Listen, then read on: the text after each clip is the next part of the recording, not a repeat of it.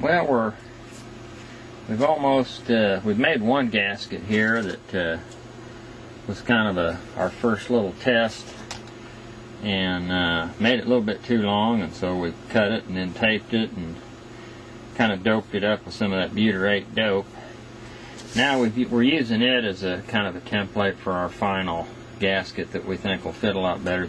This one's good for fit, a little bit tight right in here, so we've enlarged it just ever so slightly. But it'll never hurt to have an extra one. This one probably would have worked, but having that little tear in it with that little piece of masking tape, I'll always kind of wonder if that became a problem. So we'll use it as a template for next time if we ever need to do it again, or if somebody else needs a template for one of these gaskets, because you got to make them. You can't go out and buy them, as far as I know. And anyway, here we're just finishing up cutting out our other deal. And here's our float that we came up with too. We still haven't cleaned it up. We're gonna undo it here. We just did a test fit on it, and you know, it looks like it's gonna work out good. We're gonna use this hollow punch here to punch out this opening, and then a smaller one to knock these little guys out. We've got our new gasket on here, and now we're going to attach it to the rest. This little piston right in here is what's controlled by this big adjusting screw right here, along with this spring. It kind of changes the position of this little butterfly valve down here and controls the air mixture.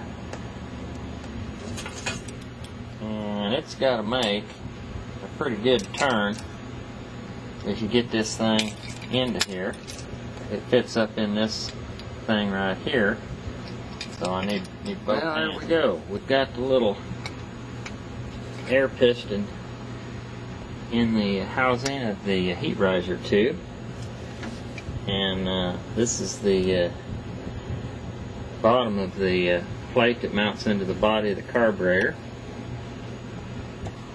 Got our new float in.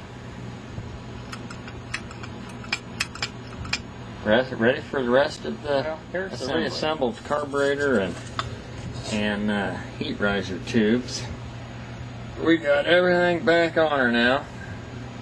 The fuel mixture control, the little drain plug, top, the big screw that controls the air mixture, and everything. New gaskets all tightened up.